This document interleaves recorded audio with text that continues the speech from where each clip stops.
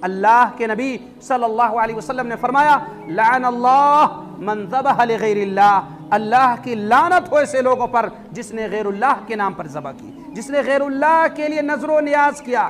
نذر و نیاز پوری کرنا ہے تو کس کے لیے؟ صرف اللہ کے لیے، کسی غیر اللہ کے لیے جائز نہیں ہے کہ کوئی مسلمان کسی کے لیے نذر پوری کرے۔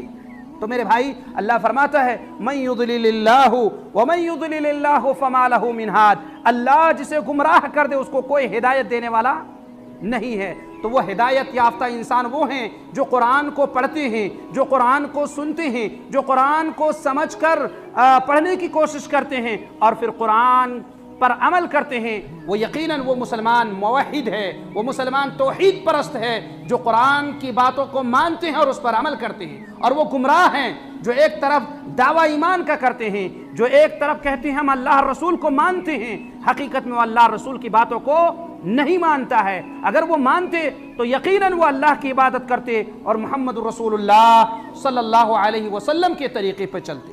اس کا مطلب ہے اس کا دعویٰ ڈھکوسلا ہے۔ جو یہ دعویٰ کرتا ہے کہ میں اسلام کو مانتا ہوں، میں قرآن کو مانتا ہوں، میں محمد رسول اللہ صلی اللہ علیہ وسلم کے فرمان کو مانتا ہوں، لیکن عمل اس جیسا نہیں ہے، طریقہ اس جیسا نہیں ہے جو اللہ اور رسول نے فرمایا تھا، تو اس کا دعویٰ ڈھکوسلا ہے، اس کا دعویٰ کھوکھلا ہے، اس کے دعوے میں کوئی دم نہیں ہے۔